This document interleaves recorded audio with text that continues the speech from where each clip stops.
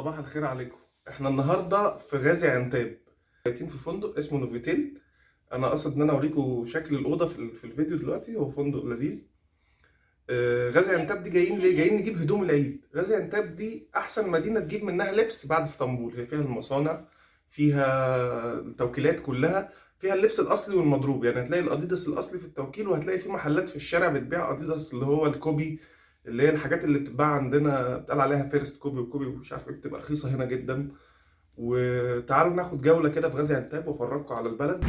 الفندق دوت الليله فيه عامله 600 ليره.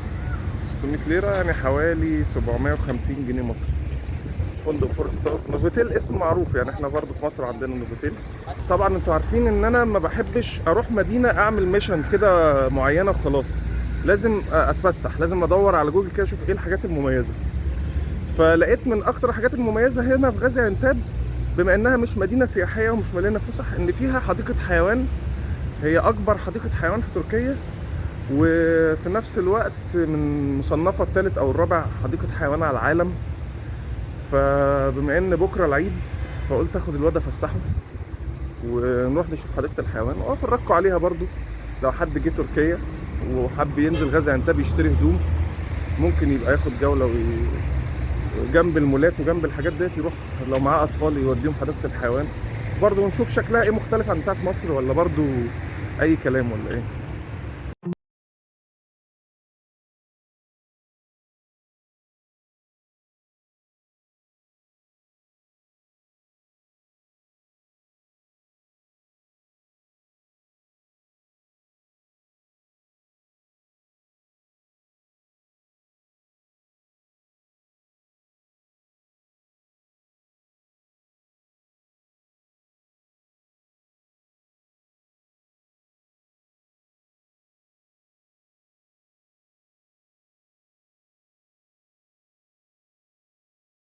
جنينه كبيره جدي.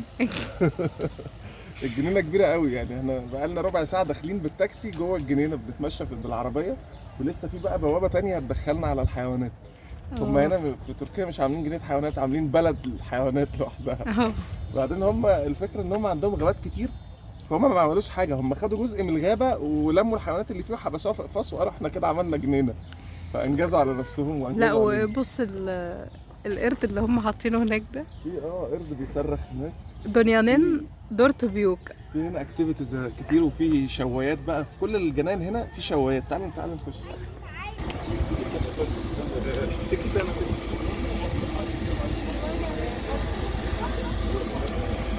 هنا بيعملوا حاجة للطلبة، يعني دايما اي مكان تلاقي فيه تمن تام وتمن للأورانجي اللي هو الطالب.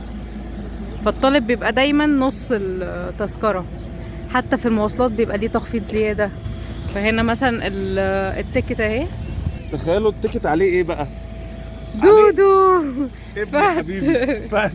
انت لابس لنا فهد حاطين برضه. صورة الفهد على التيكت. التيكت ب 16 ليرة يا جماعة، 16 ليرة يعني بتاع حوالي 20 جنيه. اه. والله على العظمة اللي احنا شايفينها يا بلاش.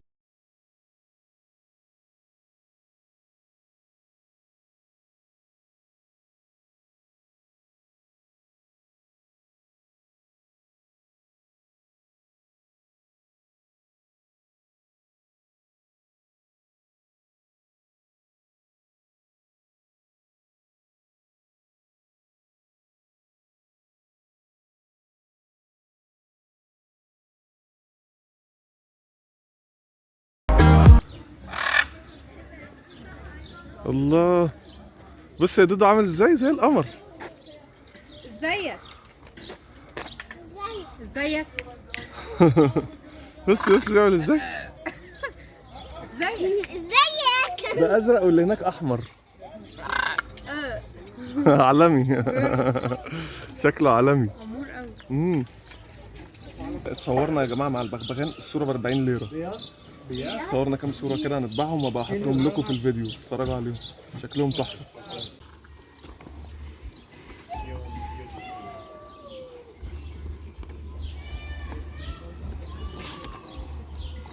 نونا ممسكه الطيور. شفت يا دودو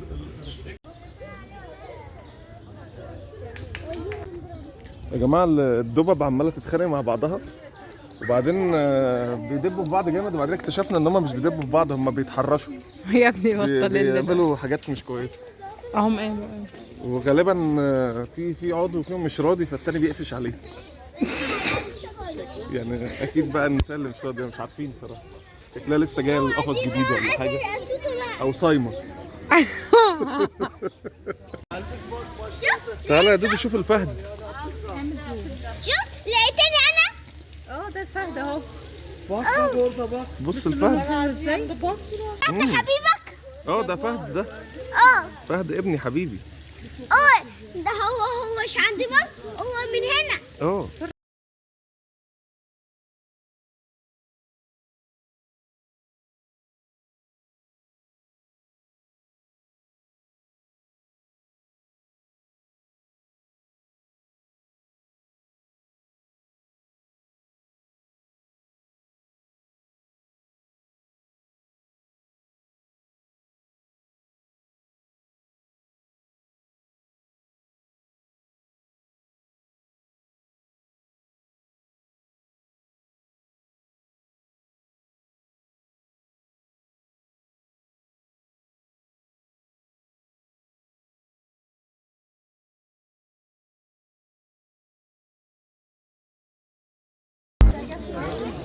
يا جدعان الزرافه عندهم كبيره قوي عن اللي بتبقى عندنا في حديقه الحيوان. على فكره رحت حديقه الحيوان السنه اللي فاتت، الزرافه عندنا كانت عيانه او حاجه، يعني مش عارف، ما ماتش يعني. رفيعه وصغيره كده. الزرافه هنا كبيره قوي، يعني توصل للدور الثاني مثلا لو انت واقف في الشارع تجيبك. وبعدين بقى لسه عارف معلومه دلوقتي مش مؤكده، مع اني بتفرج على ناشونال جيوغرافيك، كده. بس نونا بتقول لي دي انا ان مذاكراها، ده انا كنت بقولها في الاذاعه المدرسيه زمان.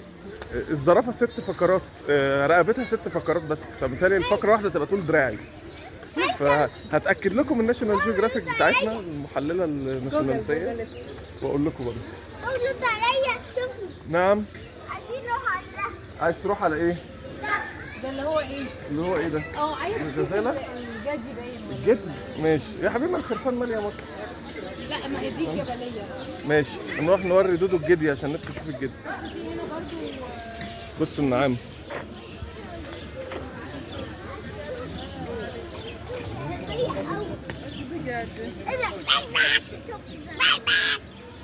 بص يا دودو، نعامه كبيره قوي. مين يا جماعه شاف النعامه بتاعت فيصل؟ لو حد شاف النعامه بتاعت فيصل يبقى يقول لي في الكومنتات. انا كانت النعامه دي في الشارع، كان في واحد صاحبي ساكن فيه، كنت كل ما اروح صباح الفل يا شيكو، لو شفت الفيديو اعمل لي لايك يا اسطى.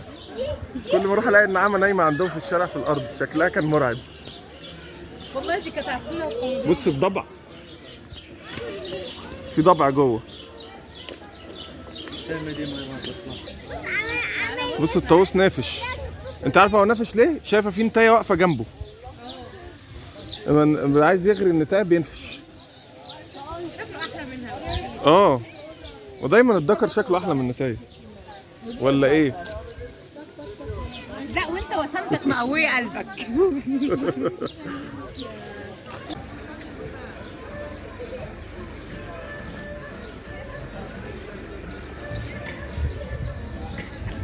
في هنا قرود يا جماعه تاني، يعني مش عارف ليه القرود كتير في الشمبانزي، ما هو قرد برضه يعني القرود كتير قوي في الجنينه. الله ده حلو قوي، ده عامل زي اللي في امبريلا اكاديمي.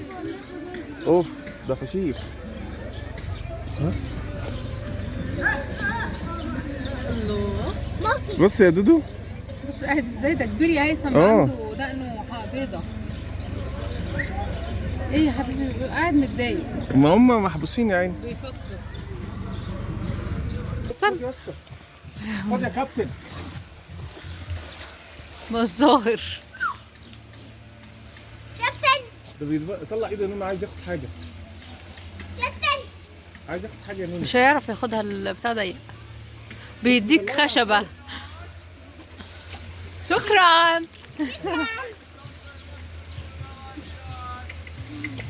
يا لهوي، اطلع له طبق السلم.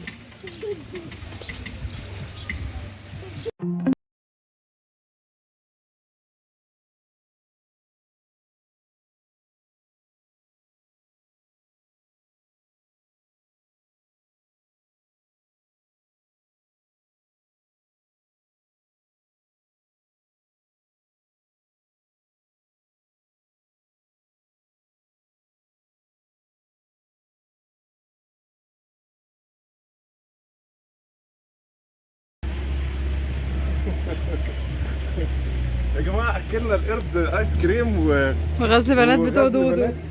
والقرد عمل حركه صايعه جدا، حدف لي عصايه عشان اوصل له بيها الحاجه. قعد يشاور لي على الحاجه، جيت اناولها له ما طالهاش، راح حادف لي عصايه. عالمي. انا حاسس ان هو هربان من فيلم امبريلا اكاديمي، انا قلت كده برضه. لا وبص، واحد تاني جه ولسه فاقد الشغف قاعد هناك اهو. هو ده، هو ده.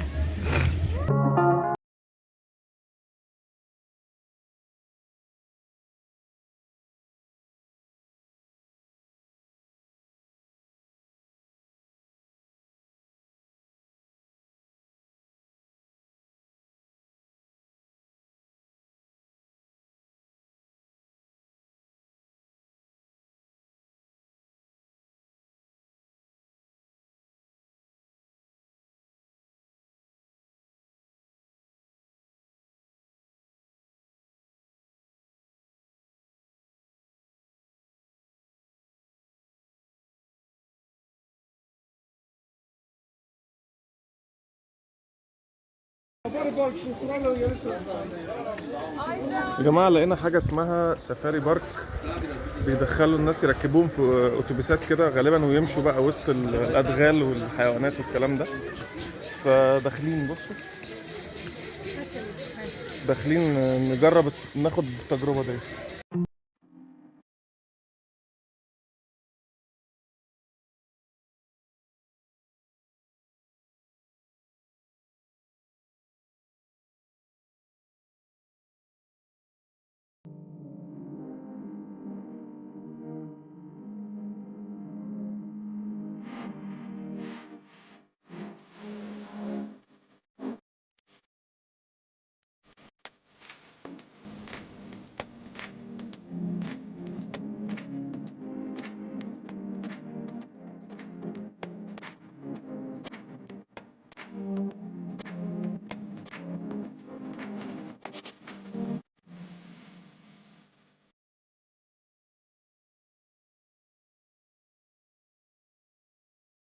وانا ماشيه لقيت وزه، مش عارفه ده عندها تجمع دموي ولا ايه، او كيس دهني فوق المنقار.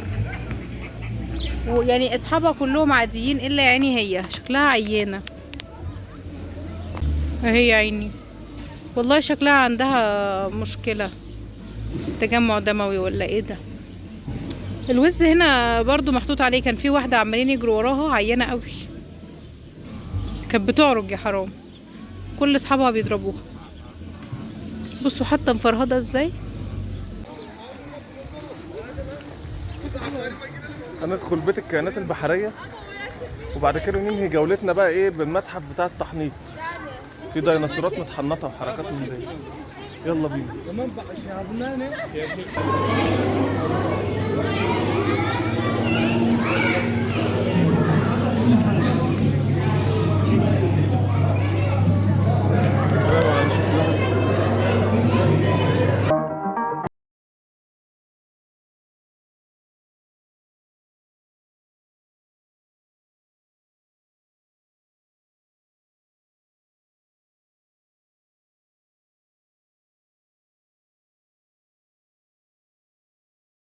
دلوقتي هنختم بقى اليوم، هندخل عند متحف الديناصورات والحفريات القديمة، عشان فهد بيحب الديناصورات جدا يعني. لا هو احنا مش هنختم اليوم يا نونا، احنا هنختم جولتنا في حديقة الحيوان. ايوه، ما هو انا كده ختمت اليوم عشان الفرهدة.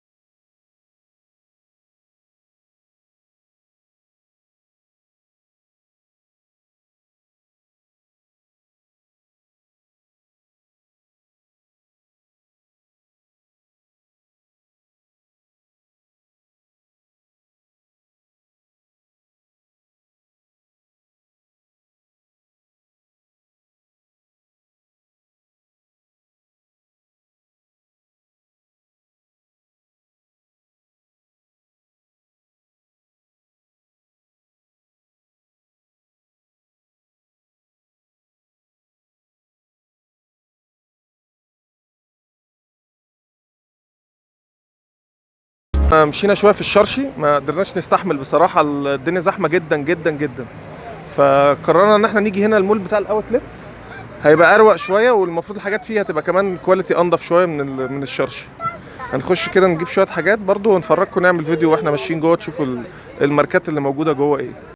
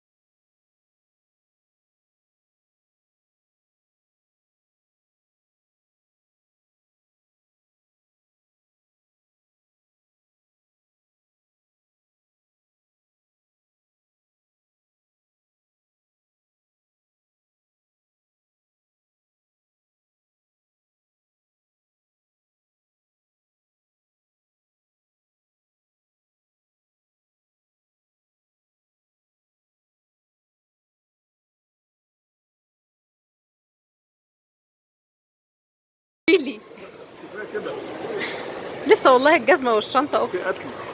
عايد من غير جزمه وشنطه نجيب من المحلين اللي تحت البيت ده فيرضيك يعني؟ بعد العيد يتفتح، بعد العيد نجيب جزمه وشنطه. لا الكحك ما يتفتش. انا تعبت يا جماعه، احنا ننهي الفيديو النهارده، ان شاء الله اقابلكم بعد العيد، لو فضلنا عايشين ان شاء الله بعد اللف ده هنلف. لو ما متناش من الجوع يعني. يعني اشترينا بس البلد هنا شبه، وربنا يستر علينا. والله العظيم قليلين، بصوا كام شنطه صغيرين. ما تنسيش لايك وسبسكرايب الحاجات دي والنبي، عشان انا بس عشان اعوضك محتاجة، في السايق. انا محتاجه